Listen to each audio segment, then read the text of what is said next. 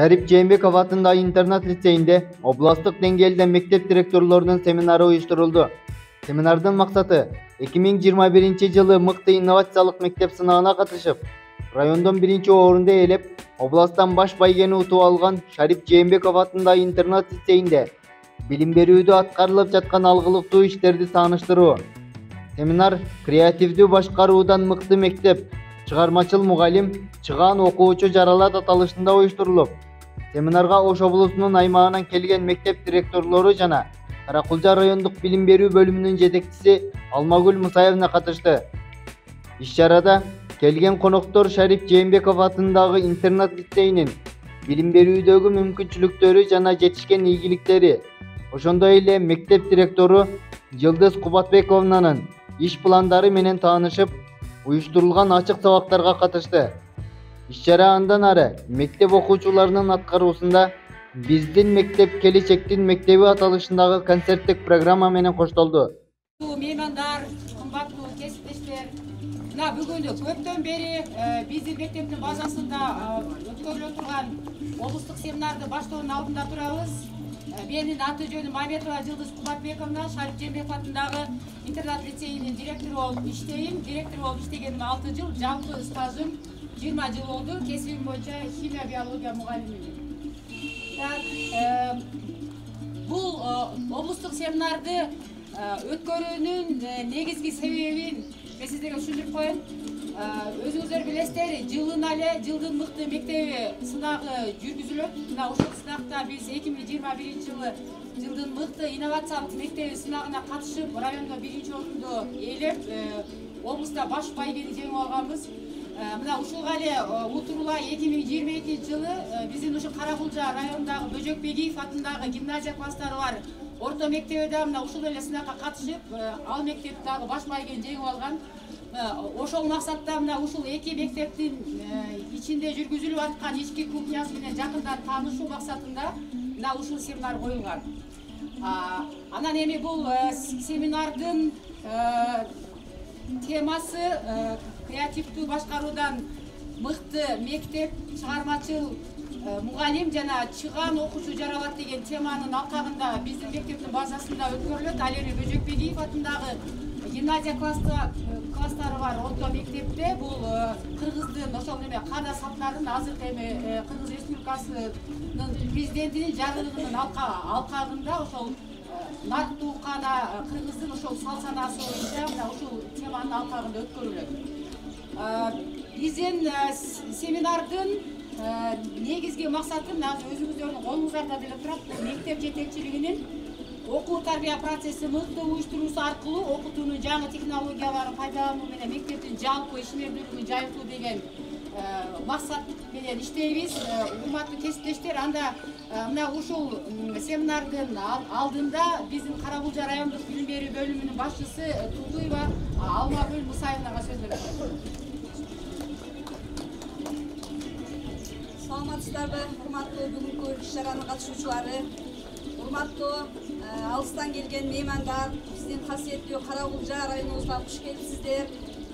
Бүгүн мына биз семинарды баштоо алдында турабыз. Мен бул семинарды майрам деп билем. Андыктан баарыңыздарды өзүмдүн жана Каракулжа райондук билим берүү бөлүмүнүн атынан чын жүрөгүмөн куттуктайм байрамыңыздар менен.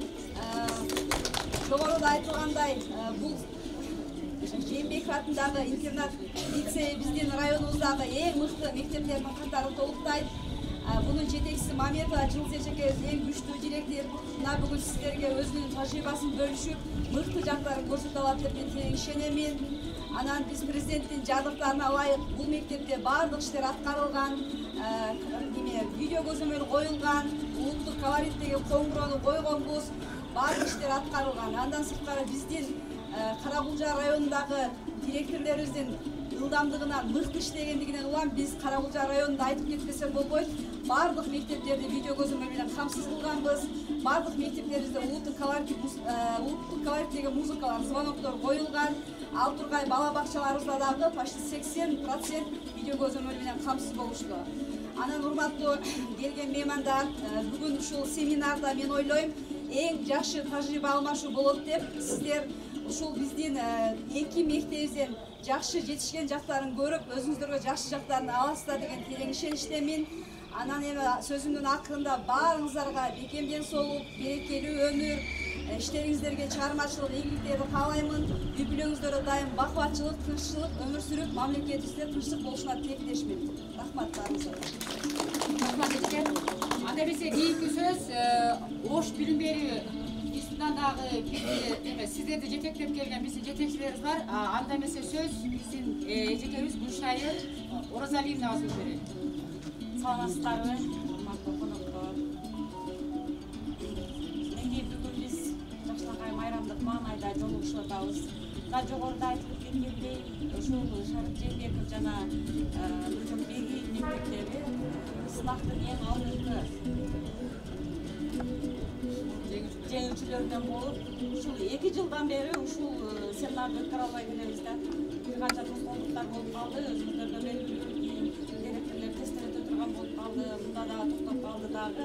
Эми акырында келип жылдын жыйынтыгы менен ушул алдыңкы мектептердин тажрыйбаларын бөлүшөлү деп чечтик сиздер менен. Ушул Жылдыз Фатбековна жана Кайратбек Акматалиевич Каракулжа районунун эле алдыңкы директор эмес, бул облус боюнча, жалпы республика боюнча тааныла турган алдыңкы директорлор болуп эсептелет. Мына ушул директорлордун иш тажрыйбасын бүгүн көрүп бөлүшүп, мына бул арабызда жаңы ушул директорлук кызматка келген аркалаган ага эжекелерибиз бар. Мен ушул семинардан көп чоң сабак алат деген ойдомун. Анда эмесе ушул ага эжекелерге чоң ийгилик каалап, сиздерге дагы келгениңиздерге азыртан мен рахмат айткым келет. Ушунчалык алыс жактан келип көп бул жерде көп тажрыйбаларды алмашат, бөлүшөт деген ойдомун. Ошон үчүн сиздерге ишиңиздерге ийгилик, ден соолук каалайм. Жакшы маанайда ушул агай менен эжекенин иш тажрыйбаларынан бөлүшүп дейли.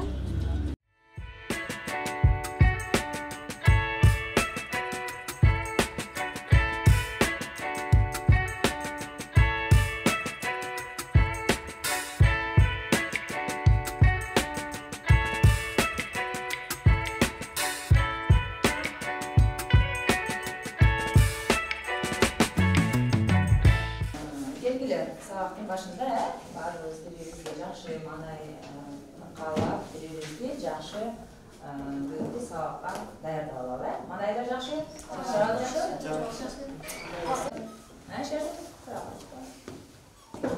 Бүгүнкү өзгөчөлүгү ушул ар кайсыл жактан директорлор келип биздин идеябызды көрүп кеткен үчүн өзгөчөлүгү ушул болду. Биз конокторго эмне кылсак болот? Бүгүн өзүнчө башка күндөрдөн караганда шаңдуу болуп, ошо маанайыбызды баарыбыздын маанайыбызды көтөрүп болуп жатат азаматсың. Ал эми ар бир мектепке бир жакшы маанайда, жакшы максат менен мектепке ийримге келесиңер. Биздин мектепте бир нече ийримдер иштейт. Анын ичинен алтын тамга ийримине кандай максатта келесиңер балдар? Мына жыл эртектеп калды, жыл бою ийримге келип жаттыңар. Кандай максатта келип жаттыңар? Ошол максатта.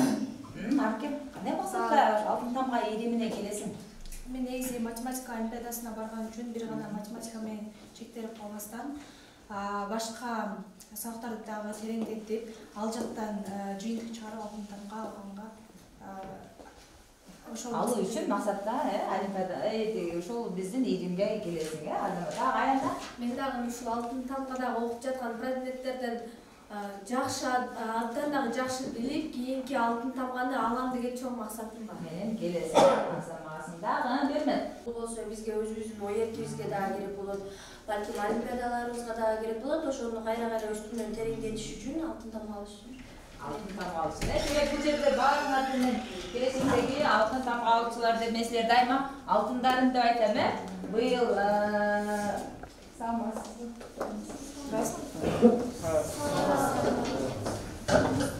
балдар, мына ошол айтылган арыз тилектерге ылайык ишташып, келечектеги ошол алтын тамганын ээси болосуңар деп мен силерге ишенем.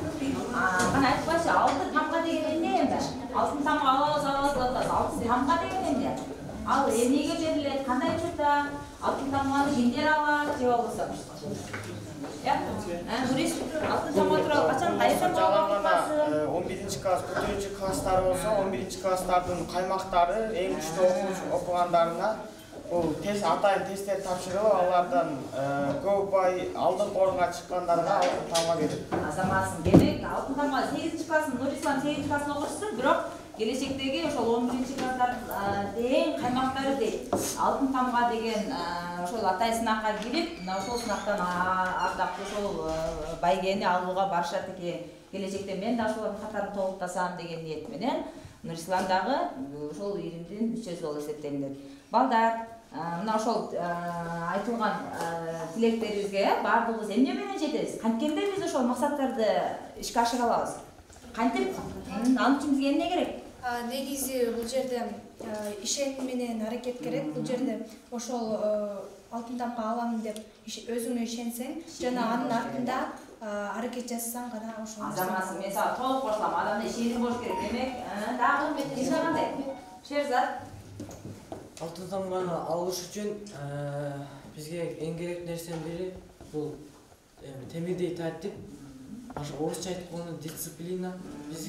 Биз мотивация менен ошол ишти баштайбыз, дисциплина менен ал нерсени бүтүрөбүз. Шыктанабыз, кетти балдар. Биз алтын тамга алабыз келечекте. Анын үчүн бизге эмне керек? Бир сөз менен ар бириз айталычы, эмне керек? Демек, бул аракет керек экен, сага сен үчүн тартип, сен үчүн каалоо керек экен азамат. Адамда каалоо болбой жыйынтык чыкпайт, Альбина? Окуш керек. Талыкпаш керек, эмгектенүү керек. Анткени биз эмне кылыш керек максатка жетүү үчүн? Аракет, умат, билим алыш керек. Билимди алуу, сымбат? Окуш керек, окуу жана окуу экен, азаматсыңар.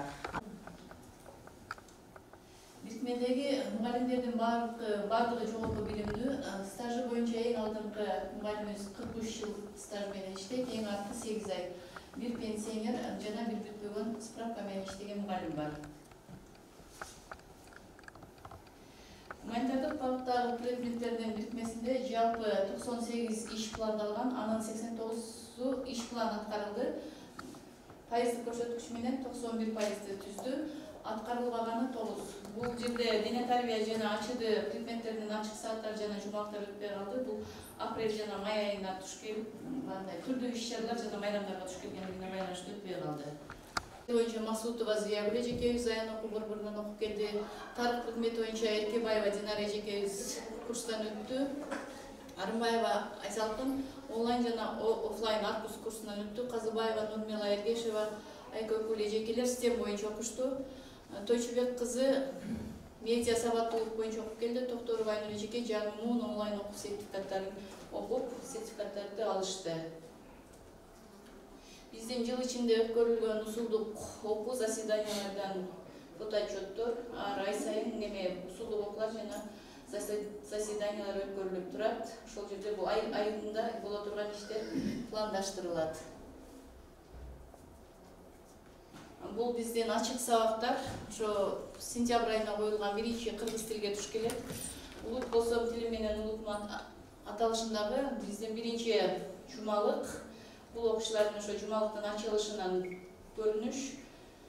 Бул ушул жумалыкка катышып келген биздин 11 классыбыздын окуучусу Бакирова Курманжан экинчи орунду ээлегендиги үчүн диплом менен сыйланган. Бул иш-чаралар, класстан сырткары иштер, көргөзмөлөр. Ар бир предметтик мугалим ошо кыргыз тили боюнча 4 мугалим бөлүнгөн иш-чараларды жана ачык сабактарды өткөрүшкөн. Саламатсыздарбы, кымбаттуу эстештер. Мен баштангыч класстар боюнча Түркия жетекчиси жетектетем. Биздин баштангыч класста жалпысынан 7 мугалим эмгектенишип, 7 мугалимден жогорку билимдүү 3 мугалим, ал эми бакалавр 2 мугалим, атайын орто мектеп, атайын орто билимдүү 2 мугалим эмгектенет.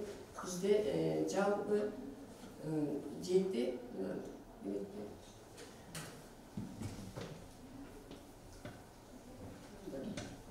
биздин иш планыбыз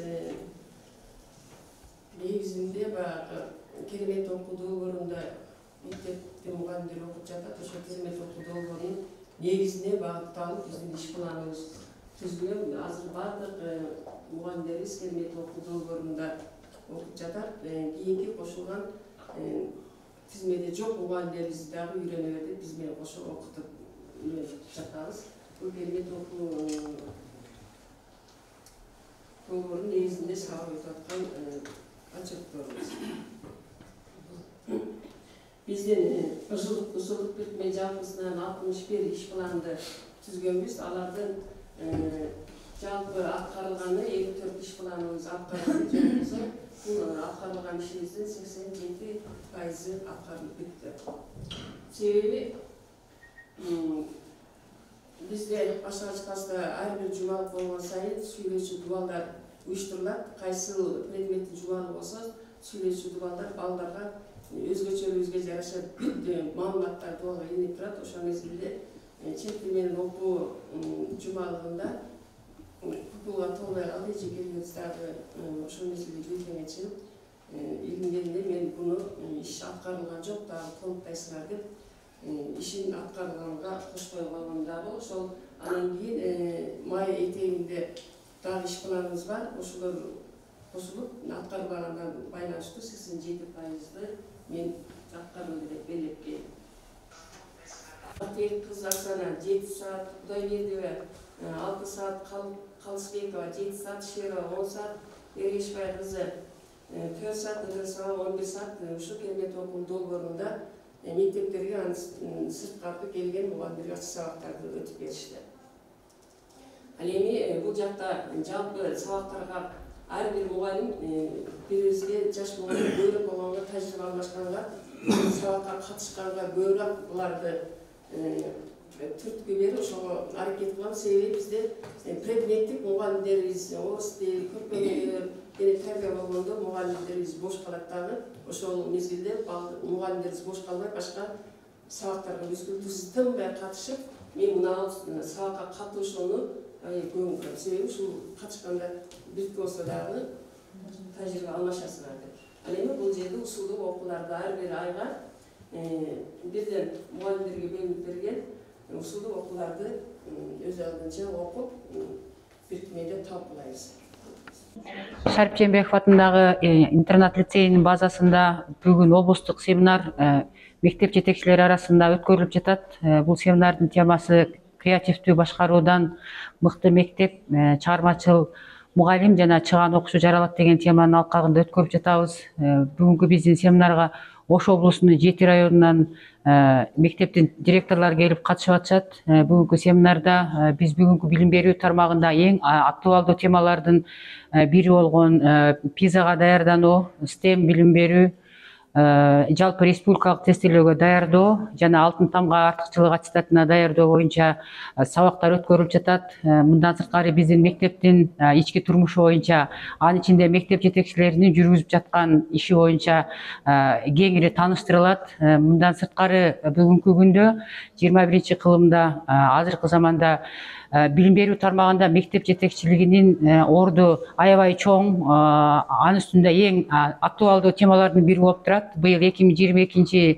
жылдын июль айынан тарта мектеп директорлоруна конкурс жарыялап, мына ошол конкурстук негизде азыр биздин Кыргызстанда мектептердин жетекчилери дээрлик 50%га алмашты. Анын ичинен жаңы директорлор өтө көп. Мына ошол директорлорго практикалык сабактар, ошол мектеп жетекчилеринин жасап аткан иштери боюнча толук түшүндүрмө берилет.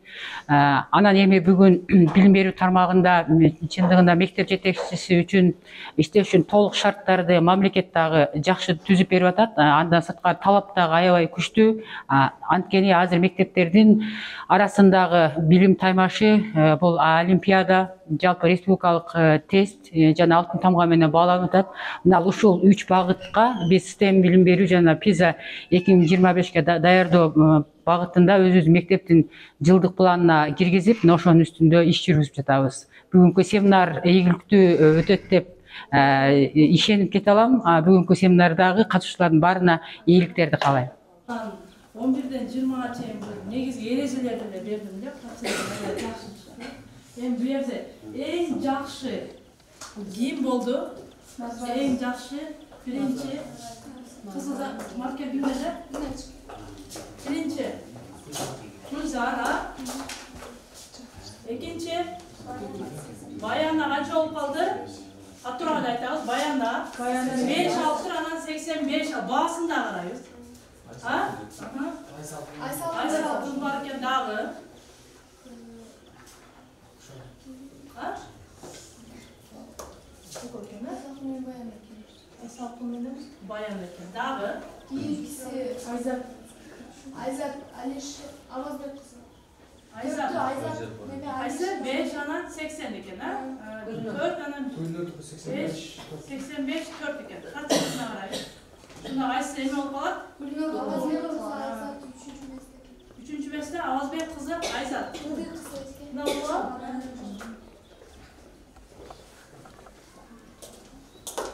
Жақшы азаматта biz ушундай результат берсек, biz Кудай кааласа канча упайдан аша 180, 200дөн ашабыз деп ойлойбуз.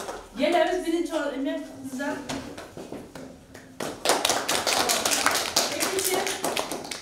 Экинчи кимелер? Айсалкын. Үчүнчү Айзат. Biz мындай медалдар таап койсок. Бул дагы биз ушундай орундарды алып, райондо дагы эң жакшы мыкты деген орундарга жетишебиз деп ойлойбуз.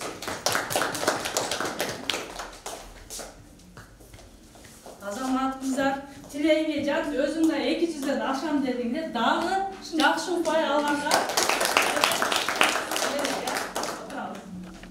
Негизи мектептин директору биринчи ишти август менен сентябрда жакшы баштаса калган иш өзүнөн өзү кете берет да.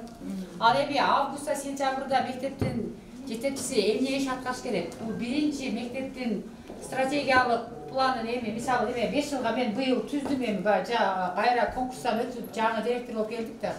Ошондо биринчи мектепти өнүктүрүү планын баштадым. Өнүктүрүү планга карата мугалимдерди чогултуп muhallimlerge tapşırma verdim. Жалпы өнүктүрүү планды негиз кылып, өзүңүздөрдүн жылдык пландарын түзүңүздөр. Жылдык пландар мугалимдер түзүп, августтун 25-ине чейин жумушка чыгышат мугалимдер. 25-инен кийин усулдук бирикменин жетекчилери мугалимдердин планына карап усулдук бирикменин жылдык иш планын түзүшөт. Усулдук бирикменин жылдык иш планына карап окуу бөлүм башчысы түзөт. Анан окуу бөлүм башчысы анан алдыда организатор жана башка баягы мындайча айтканда биздин замдар планы бүткөндөн кийин анан кийин мектептин жылдык планы иштеп чыгат. Мектеп 7 бөлүктүн ичинде мына ар бир бөлүк боюнча мен ишимдеги эң өзгөчөлүк мен аябай иреттүүлүктү анан мисалы планды түзүп коюп анан сырттан эле иштей бербейм. Бул иш планды түзгөндөн кийин ар бир иш аткарылдуу белги коюп эсептеп турам. Birinci, ikinci bölük, üçüncü bölük, dördüncü bölük, beşinci, ayağını için gösterip koyun sizlerge. Altıncı, yedinci bölüktün ar birin çeyrek sayın özüm atçot жүргүзөм. O atçottu bir ele menelemiz, bu mekteptin yetekçileri de жүргүзөt. Misалы, mekteptin organizatörü, misalga 45 iş plandagan, 37'sini atkardı, 8 atkarılgan yok. Жылдык план birinci çeyrekte 85%'ını gana atkardı. Ошентип жыйынтыктан мына азыр 3-чү чейректен жыйынтыгын чыгардык. Азырда биздин алдыда бир чейрек бар. Ушу жыйынтыгы менен анан кийин комплектованияга киребиз. Бул жерде мисалы мына азыр карап көрсөңүздөр, жалпы мектептин жылдык планда 400 иш пландалган, жалпы мектепте 1 жылдын ичинде. Азыр 3-чү чейрек менен 302 ишти аткардык. Аткарылган жок 67си азыр аткарылбай калды. 4-чү чейректе 98 иш аткарабыз. Азыр аткарылбай калган 67-ни отработка жасап 98 менен 165 ишти биз аткарып бүткөндө гана 100% аткарабыз. Мен мугалимдерге ушуну тапшырма берем. Биз 100% айлык алгандан кийин биз ишти дагы 100% аткарышыбыз керек. Анан бизде бул мен 6-жыл иштеп атам да, ушул 6-жылда ушул ийгиликке жетиштим деп ойлойм. Себеби көпчүлүк убакыттарда жылдык пландар түзүлөт, кагаздын ичинде калып кала берет да. Ошол жылдык планды биз азыр сүрүп өткөрөбүз. Ар бир пландалган иштин бар жок аткарылат. Анан бул жерде ушул жылдык планга карата мен ай сайын айлык план түзүп турам. Ар бир айдын августтан баштап июнда дагы айлык план түзүлөт. Ар бир айлык планда кайсы аткарылды, кайсы аткарылбай калды, бул боюнча да бар жогу эсептелинип отурат. Ошондо биздин мектептин жылдык планы почти 100% аткарылганга аракет жасайбыз да. Мен ойлойм бул биздин мектеп жетекчисинин негизги ишибиз ушул. Бул деген сөз ички көзөмөл, бул деген сөз мектептеги окуу тарбия ишинин иреттүү жүргүзүлүшү, бул деген сөз мектеп жетекчисинин өзүнүн багыты бар деген сөз түшүндүрөт. Анткени мына азыр усулдук отурумдан чыктыңыздар, жылды жыйынтыктап атат, азыр окуу бөлүм башчысы ошол жылдын жыйынтыгына карата, анан быйыл эмеде деле көрдүңүздөр, мына көпчүлүгүңүздөр конкурстарга катышып келдиңиздер, конкурста мага бир суроо ушуну аткарганга алып келди да. Мындай деген суроо бар экен го, баягы эме пробный тест келген ушундай суроо бар экен ичиндечи. Мектептеги ички сыйлыктарды бөлүштүрүш үчүн мектеп жетекчиси эмне иш аткарыш керек деген бир суроону баарыбыз эле окуп жаттаганда ошол ушул экен да. Азыр мен сиздерге ички көзөмөлдү көрсөтөм. Менин мектепте мугалимдер эртең эч ким сыйлык талаша албайт. Анткени ар бирин эсептеп отурабыз да.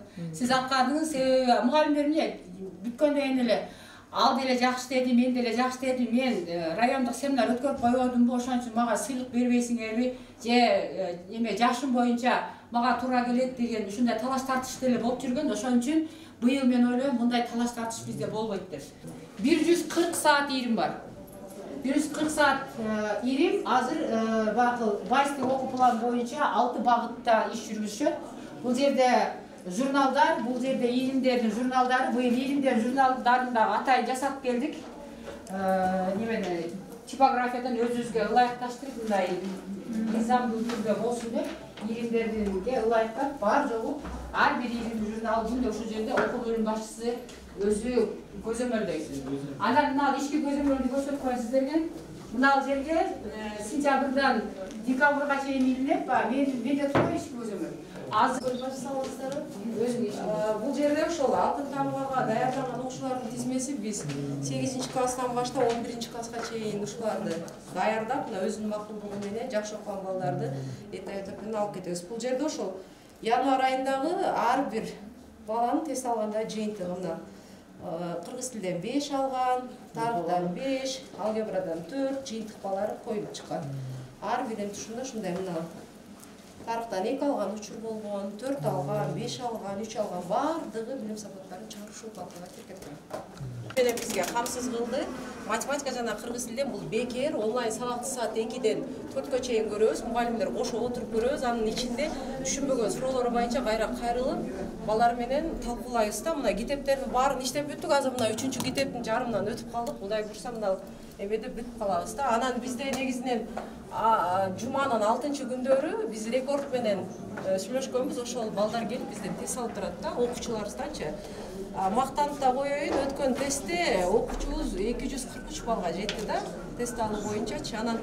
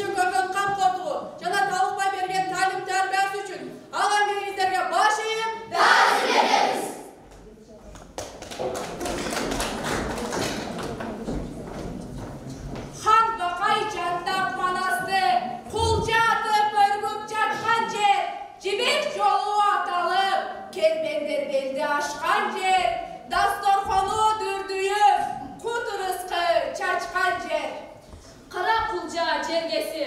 Мана сатам келген жер, көргөндүгү коздугум, Кудай таалам берген жер. Асказ оолу бүркүт учуп шаңшыган, Токоюнан кыргоол учуп кайкыган, Карамулжа касиеттүү кутман жер, Жыпар жыттуу, жели согу аңкыган. Тамылжыган, ак жүзүнөн нуртанган, кыз келини мээрим менен нурданган, ак бейилдүү, ак көңүлдүү биздин эл, ар бир үйдө мекенери ырдалган. Ушундай жер менин кичи мекеним, эч ким танбай өзгөчө экенин, дал ушул өзгөчө жер борборунан орун алган менин ыйык мектебим. Дайыма эмгегибиз билинген, бакшактуу дарак эгилген, айтулуу лицей-интернат бул келечектин мектеби. Ооба, биздин мектеп өткөн кылымда ачылган экен 1959 жылында. Андан бери 64 жыл өтүп барат, тете болуп кылымга. берип келет өз жемишин башкаруу, терс адат жок, баары жак ташталган, жүрүп турун тартип жолго коюлуп, мектебимде жакшы иштер башталган. Суурулуп, узак сапар жарыштан, билим, тарбия, интернаттан алышкан, уул кыздардын санай келсе өтө көп, эл сыймыгы уулу болуп калышкан. Математиктер Абдыкадыров ата же Шөкөев Муса, Айылчиев Маман, булар кимдер? Ар намыстуу ак кесиптин ээлери, бизден чыккан Кыргыз Республикасынын эмгек сиңирген мугалимдери. Китепкана, спорт залы, ашкана, компьютерлер, интерактив доскалар, тех жабдыктар камсыз болгон таза суу, суктанышат, көз артышат башкалар. Дзюдо боюнча Кыргызстандын чемпиондору бизде бар. 47 мугалим ак эмгектин шыктуусу, анын 11-и эл агартуунун мыктысы, 460 окуучуну тарбиялап келишет, багыттар боюнча сапаттуу билим беришет. Интер жене электрондук библиотека бар. Биздин мектеп келечектин мектеби, ар бир мугалимдер ноутбук, интерактив багытына беттеди.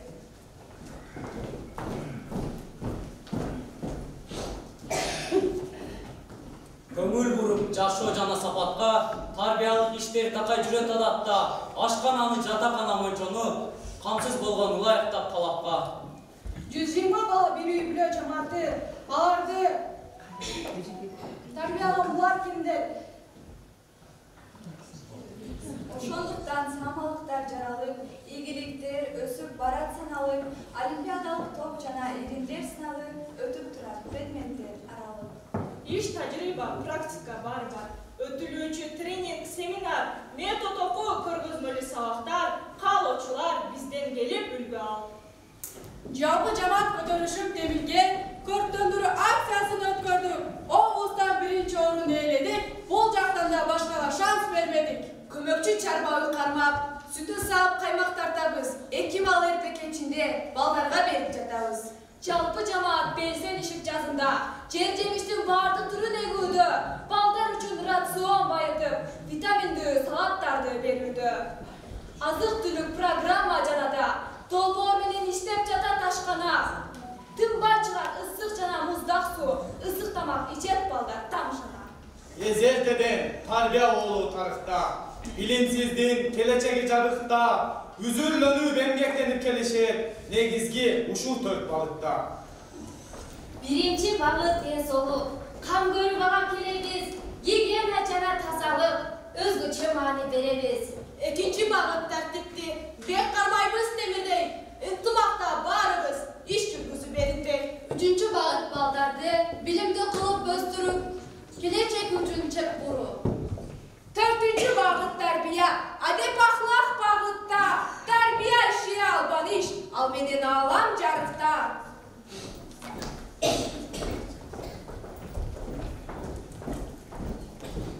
Белгиленип 5 күнгө ичтималы, өз-өзүнчө иш-чаралар бөлүнгөн. Ошол күндөр жашообузга айланган, ошол күндөн биздин жашоо көрүнгөн. 1-чи күн, 2-чи күн, 3-чү күн, 4-чү күн, 5-чи күн, 6-чы күн. Алдыбызда улуу милдет максат бар. Ой жүгүртүү, аң сезимин баланы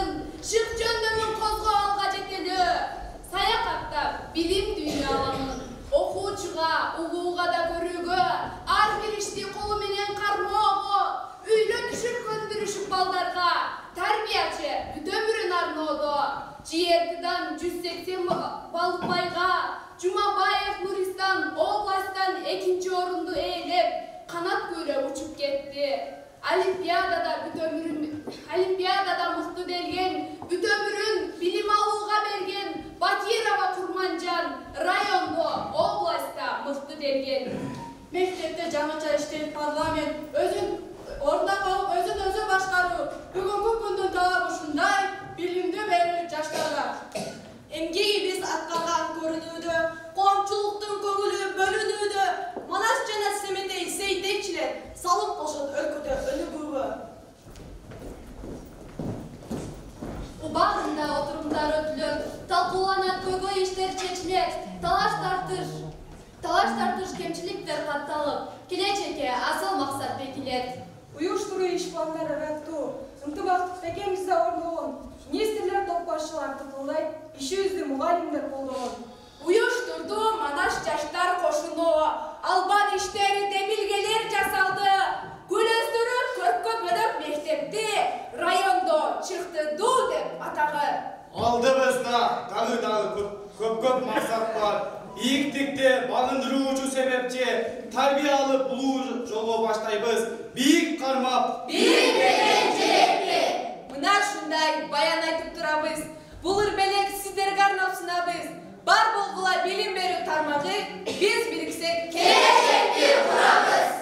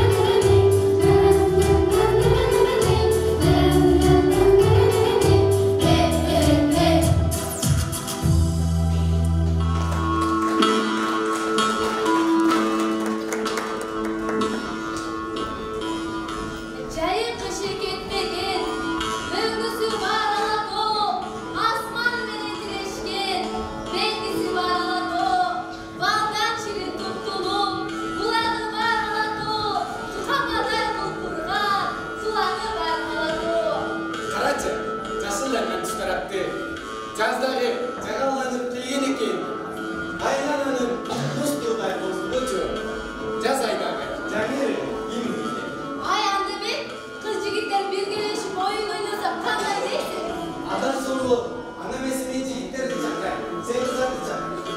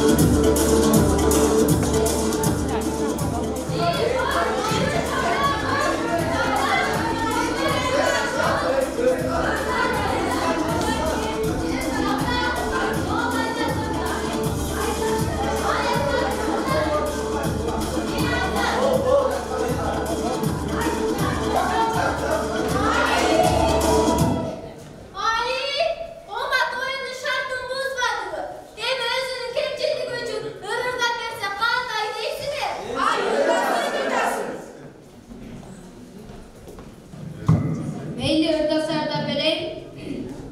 Akbaralı Tazmayev'den oşol da to'liq Qirg'izbonning chiqarmasini anqab bereyim.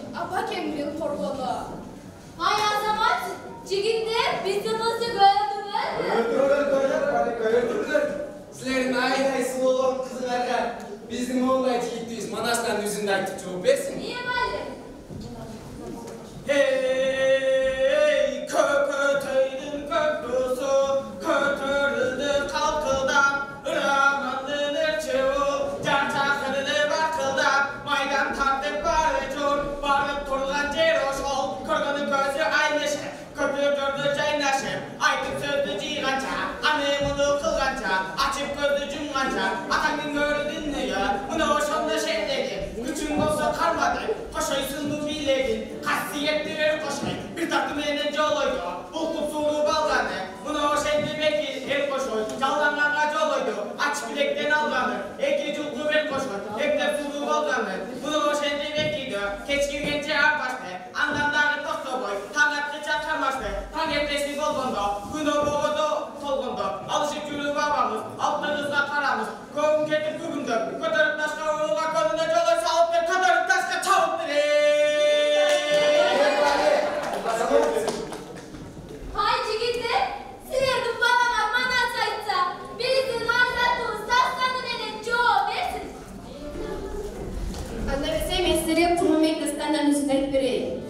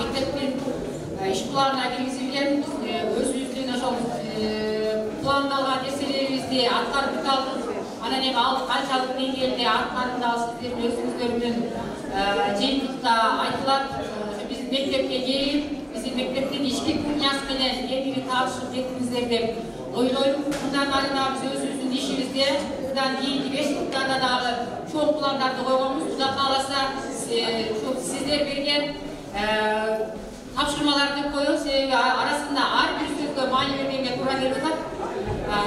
2 жылдан баштап алтын тамга, алтын сертификат республикалык олимпиада тегүүчүлөрү биздин мектептен чыгат деп ишендирди табат. Көңүлдү катышкан үчүн чоң рахмат. Мындан кийинки семинардын экинчи бөлүгү анда азыр биздин сурметиге айтпаса кийин мындан кийин кандай иш аракет жасайбыз. Урматтуу меймандар, мен көрүнүшкөн себеби азында шашылгандык мектептин башчысы. Мектептин дагы ошол 2021 жылы Жээнбеков мектеп областан баш байын алса, 2022 жылы Бегиев мектеби баш байын алганда. Ошон үчүн ошол экөө биригип өтүп атышат. Азыр Бегиев мектебин алабыз, Жылдыз Эженгелдин мектеп жамаатына жана ошол даярдаган персоналдарга, даярдаштыруу мектеп жамаатына башчылык билдиребиз. Биздин эң ишенген, эң таянган алдын ала турган тиги өзү бардык нерсени өзүнө ишенип, талептиги дагы өзүнө ишенип ушундай иштеген мектеп болуп саналат. Биздин ишенимибиздин бири ошондой эле дагы Бегиев мектеби ошондой болуп саналат. Азыр ошол жака барсак, анан эки мектепти бириктирип жыйынтыктайлы. Ошону айтып коюм.